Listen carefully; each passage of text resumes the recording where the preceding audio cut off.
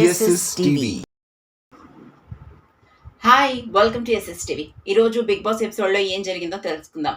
Nominations అయిన తర్వాత ఒకరికొకరు బాగా కొట్టుకుంటారు అనుకున్నాం, కానీ భరణి చాలా మెచ్యూర్డ్గా సంజనతో మాట్లాడాడు.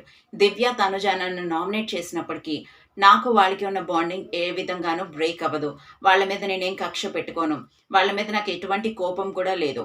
ఇది ఒక గేమ్, అంతేగాని పర్సనల్గా మాకు ఏ ప్రాబ్లము లేదు. వాళ్ళు నన్ను నామినేట్ చేశారని వాళ్ళ మీద నేను కోపం పెట్టుకోనని సంజనతో చెప్పాడు. అవును, మనం అలా ఉండకూడదు. నామినేట్ చేయాల్సిన పరిస్థితి వస్తుంది, ఎందుకంటే ఇక్కడ ఒక్కరమే గెలవడానికి వచ్చాం కదా. సో అలాంటివి పర్సనల్గా తీసుకోకూడదు భరణి గారు అని చెప్పి సంజన భరణితో చెప్పింది. ఆ తర్వాత నిఖిల్ గౌరవ్ ఉన్నారు కదా, వాళ్ళలో ఎవరినన్నా నువ్వు నామినేట్ చేయొచ్చు కదా, ఎందుకు నన్ను నామినేట్ చేసావని చెప్పేసి దివ్యాని తనుజని కూడా అడగడం జరిగింది. దివ్యతో తనుజ ఇలా నామినేట్ చేయడం గురించి కూడా మాట్లాడడం జరిగింది. అయితే భరణికి పర్సనల్గా ఏం గ్రడ్జ్ లేదని చెప్పేసి తను క్లియర్ చేసుకున్నాడు. ఆ తర్వాత తనుజ ఎమాన్యుయల్ దగ్గరికి వెళ్ళి, నువ్వు నన్ను ఎలా హర్ట్ చేసినందుకు, మన ఇద్దరి మధ్య ఇలా గొడవ జరిగినందుకు నువ్వు ఎలా ఫీల్ అయ్యావో నాకు తెలియదు, కానీ నేనైతే నీ విషయంలో చాలా హర్ట్ అయ్యాను అని చెప్పింది. అయితే ఎమాన్యుయల్ కూడా, నేను నీతో పర్సనల్గా ఫేస్ ముందు చెప్పలేదు, కానీ నేను నేను రాముతో వీళ్ళతో అందరితో కూడా నేను చెప్తూనే ఉన్నాను, నీ వల్ల నేను చాలా డిస్టర్బ్ అయ్యాను, నేను లో అయిపోయాను, ఎందుకంటే నీతో నాకు గొడవ అవ్వటం వల్ల. మన ఇద్దరం గొడవలు పెట్టుకోవద్దు, హౌస్లో కలిసే ఉందాం, ఆట ఆడడానికి వచ్చాను కాబట్టి ఆట ఆటే, మనం మనమే అని చెప్పేసి ఎమాన్యుయల్ కూడా తనుజకి చెప్పాడు. సో తనుజ వెంటనే ఎమాన్యుయల్కి సారీ చెప్పింది. వెంటనే ఎమాన్యుయల్ కూడా తనుజకి నేనే సారీ అని చెప్పాడు. ఇద్దరు కూడా చక్కగా మాట్లాడుకుని కలిసిపోయారు. ఎలిమినేషన్స్ అయిన తర్వాత ఏమవుతుంది అనేది నెక్స్ట్ వీక్లో అసలు రూపాయలు బయటపడతాయి.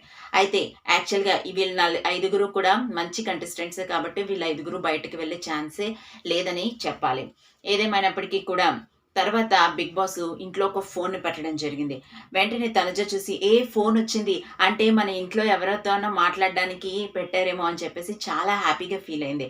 అయితే బిగ్ బాస్ ఫోన్ చేయగానే తనుజ లిఫ్ట్ చేసి, హలో బిగ్ బాస్ అంటే, నేను ఎందుకు ఫోన్ చేశాను అనుకుంటున్నారని బిగ్ బాస్ అడిగాడు. దానికి తనుజ, ఇంట్లో వాళ్ళతో మాట్లాడాలనిపిస్తుంది, వాళ్ళతో ఎవరితోనో మాట్లాడించడానికి పెట్టుంటారని చెప్తే, లేదు ఇది కెప్టెన్సీ టెండర్ టాస్క్కి నేను ఫోన్ని యూజ్ చేసి మాట్లాడతాను, అందుకనే పెట్టానని చెప్పింది.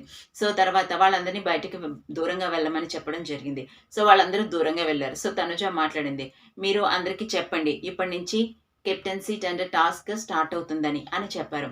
సో ఆ తర్వాత తనుజ వెళ్ళి, కెప్టెన్సీ టాస్క్ స్టార్ట్ అవుతుందంట, కంటెండర్స్ని ఈ టాస్క్లోనే తీసుకుంటారంట అని చెప్పేసి తను చెప్పగానే ఎవరు కూడా తన మాట నమ్మలేదు. సరే, బిగ్ బాస్ నీకేం చెప్పాడో చెప్పు అంటే, నాకేం చెప్పలేదు ఇదే చెప్పారు అంటే, ఏదో డ్రామా జరుగుతుంది, నీకు సీక్రెట్ టాస్క్ ఇచ్చారు అని చెప్పేసి దివ్య, రీతు అందరూ కూడా నమ్మారు. ఆ తర్వాత సంజన ఫోన్ లిఫ్ట్ చేసింది. అందరూ కూడా, మీరు ఫోన్ లిఫ్ట్ చేయకండి, ఏదో ప్రాబ్లం ఉందని చెప్పేసి శ్రీనివాస్ గౌరవ్ మాట్లాడుకోవడం జరిగింది.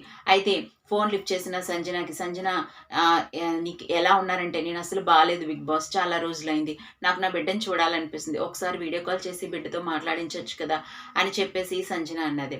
సో ఇదంతా కుదరదు, ఇప్పుడు మనం కెప్టెన్సీ టెండర్ టాస్క్లో ఉన్నాము అని చెప్పేసి సంజనకి రివీల్ చేయడం జరిగింది. ఆ తర్వాత హౌస్ మేట్స్ అందరినీ పిలిపించి, మీలో ఒక బ్లాక్ షీప్ ఉంది, సో మీరు దాన్ని కనిపెట్టాలి, సో ఎవరనేది మీరు తెలుసుకోవాలి, వాళ్ళు రెబల్ అనే క్యాండిడేట్ మీ దాంట్లో ఉంది, ఒక రెబల్ ఉన్నారు, వాళ్ళని మీరు కనిపెడితే కెప్టెన్సీ టెండర్ టాస్క్లో మీరు కెప్టెన్సీ టెండర్స్ అవుతారని చెప్పేసి, కంటెస్టెంట్స్ అవుతారని చెప్పేసి బిగ్ బాస్ చెప్పడం జరిగింది. అందరూ కూడా తనుజ మీద అలాగే సంజన మీద అనుమానపడడం స్టార్ట్ చేశారు. అయితే ఒక్కొక్కరుగా వచ్చి ఫోన్, నన్ను నామినేట్ చేసినంత మాత్రాన దివ్య మీద తనుజ మీద ఎటువంటి కోపం నాకు లేదు, మా అందరి బాండింగ్ అలాగే ఉంటుంది అని భరణి మాట్లాడుతూ షాక్ ఇచ్చాడు. అంతేకాదు ఎమాన్యుయల్ తనుజ కూడా ఇద్దరు మాట్లాడుకొని ఒకరికొకరు సారీ చెప్పుకున్నారు. నామినేషన్స్ తర్వాత అందరూ కొట్టుకు చేస్తారు అనుకుంటే అందరూ కూడా కలిసిపోయి హ్యాపీ ఫ్యామిలీ అనిపించారు.